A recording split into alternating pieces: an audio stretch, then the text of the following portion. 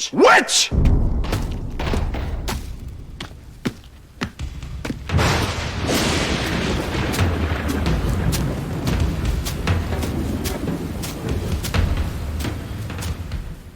I was working with an editor called Terry Rawlings, who was one of the best editors over here at the time, working with him on quite a few Ridley Scott movies. We worked on The Duelist together, and then we went on to do Alien, and then Blade Runner.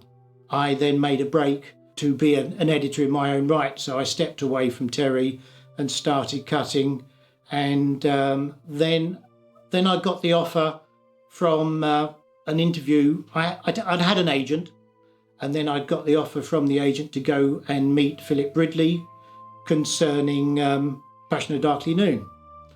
I was on this Russian production. I went across to the offices of Fugitive Films, meeting Philip and the producers of that film, and then read the script. Beforehand, I'd read the script, which Philip had sent me.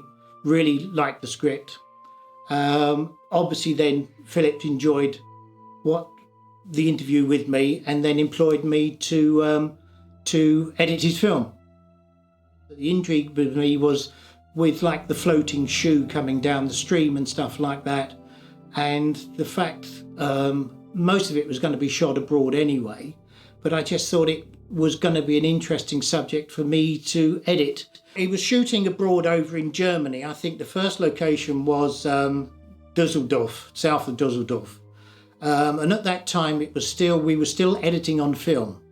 And so needless to say, you needed to take a lot of kit with you, with moviolas, Steenbecks, benches, synchronizers, joining tape, joiners.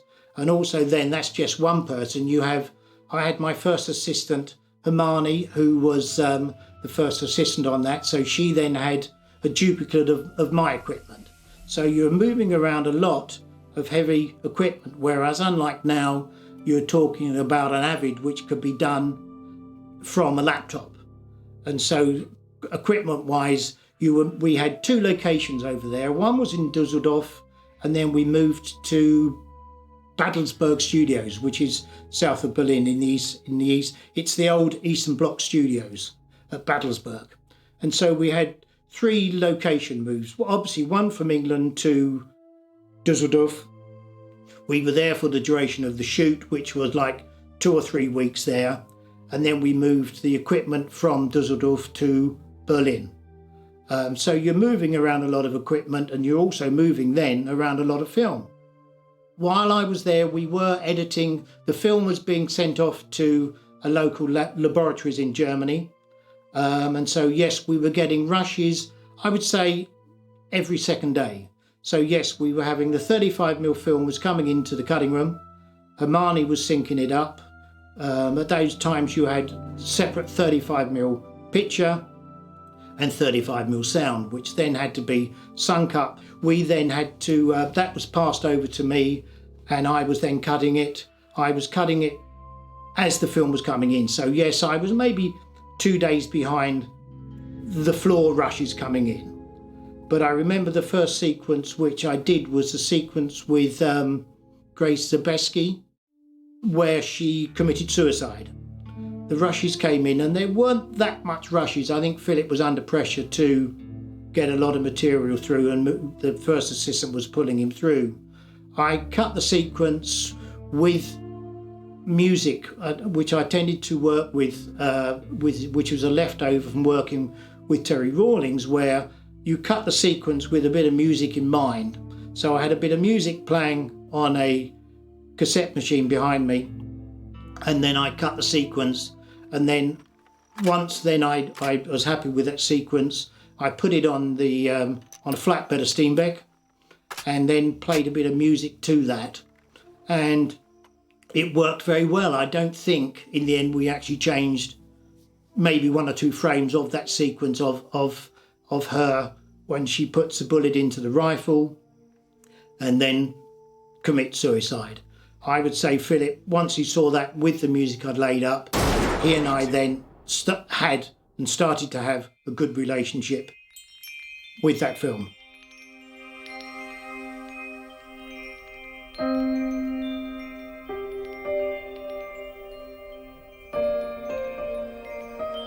most of the music I had laid up was Nick Beacat's music.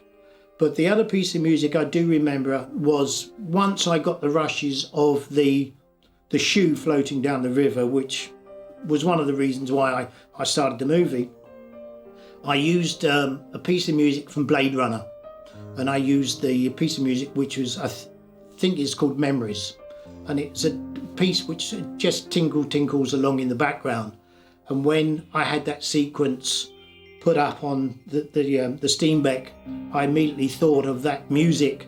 Composers hate editors laying other people's music, because most editors have a huge library of current film scores and they use those as atmosphere for that.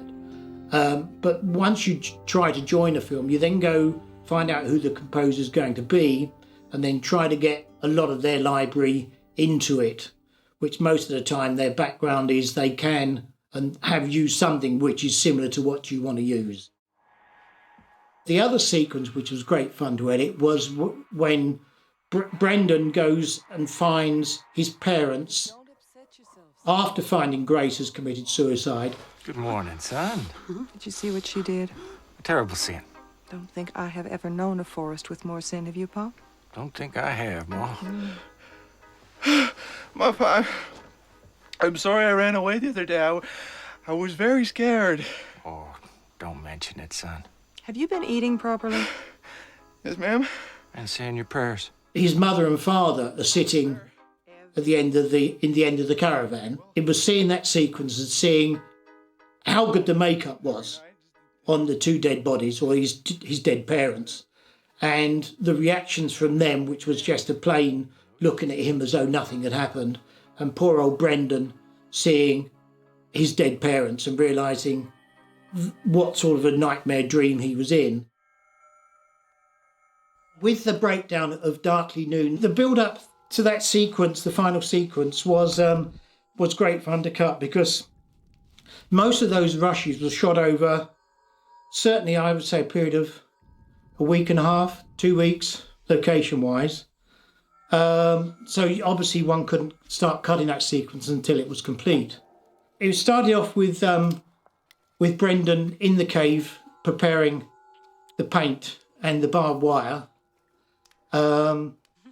with Viggo Morrison sitting on the porch drinking his beer, which was a slow build-up of editing on that with the music, and that was using Nick Beacat's music. With that sequence was actually almost cut per Nick's music, and then it was a gradual sequence of changing the pace. I think we'd cut that maybe over a day and a half, but then I showed Philip the sequence, and then we did far more intercutting. The sequence, I think, must have over 1,000 cuts in that, and by cutting that on 35mm film is quite a nightmare. By cutting it on film, you end up with so many film bins full of film, and then you've got to find the next bit of film you wanted to use. Once Brendan leaves the cave, the pace ups, the music changes, and then the sequence then is just really intercutting on the best parts of them in the house with Viggo and Ashley Judd, Brendan.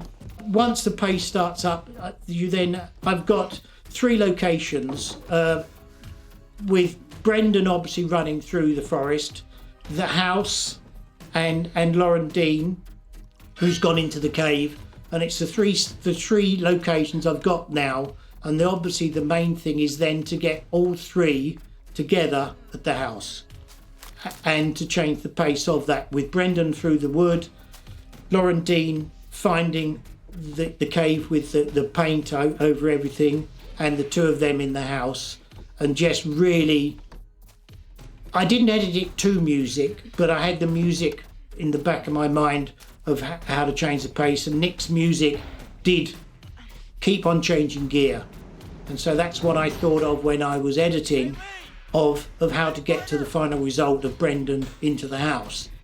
Obviously then I cut it, and it was quite a long length of a sequence, far too longer than it needed to be. But then I made another couple of passes at that, and then decided then to play that against Nick's music. And that then told me, and that gave me the rhythm of the editing of that, with more then of the intercutting of the three of them getting back to the house.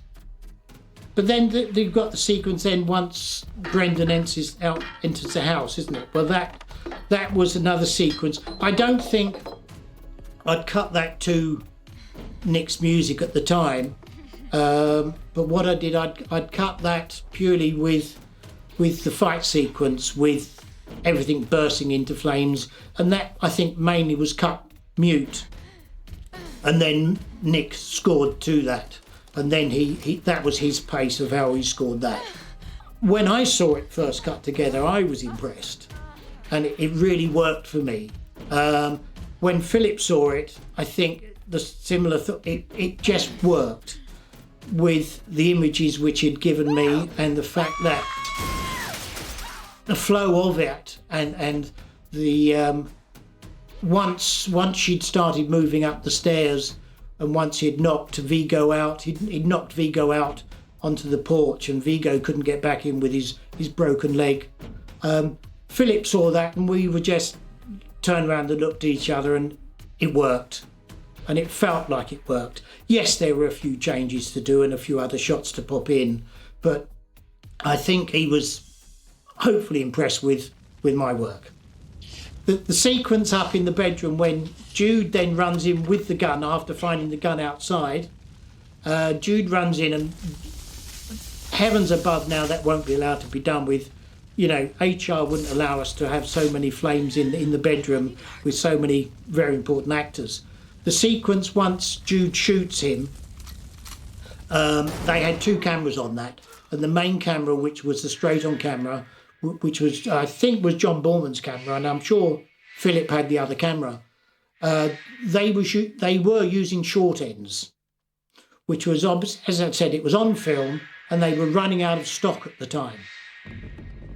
And so they were using short ends to film sequences because stock was getting short, and so they were going back into the dark room and pulling any bits of film out. That sequence, once he was shot, and we got the rushes back into the cutting room, there was a whacking great negative scratch going right through the middle frame of the burst. Once the squid was exploding, there was a negative scratch right the way through the emulsion.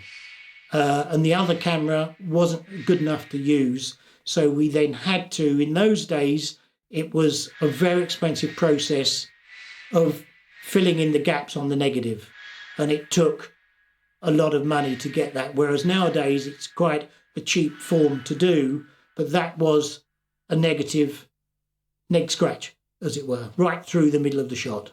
That then had to go away to an optical house, and they then had to literally fill in every frame with an image to get rid of the negative scratch. And it was, I remember, a very deep neg scratch on the cell side, not the emulsion side. So it wasn't damaging the emulsion, so the picture was still there, but the scratch was on the back of the film, as it were. And so then that had to be polished out. And that was polished out on just that small little section of what we used with him being shot, falling down onto the bed. Obviously, being on location, I love the fact that the director comes back at the end of the day after a shoot, and then for him to see a sequence which he's obviously seen the rushes, but he sees a sequence which you've edited and it works well for you, and to show them the sequence complete with music as well, for them, you just look, I sit back behind them and just see their reaction to that edit. And with Philip, he came in mostly at the end of the day, most nights, really as well, to give himself a buzz, to see how his film was going, because he was having a hard time out on location with them moving around, and I think his days were being cut short. The fact that they had problems with locations and moving kit around, for him to come into the cutting room at the end of the day and then to see a sequence and get, I think one of the comments was, Philip, was a great buzz when he saw his material being cut together, hopefully well, and he enjoyed that, and that spurred him on to go into the next days of hard graft for him.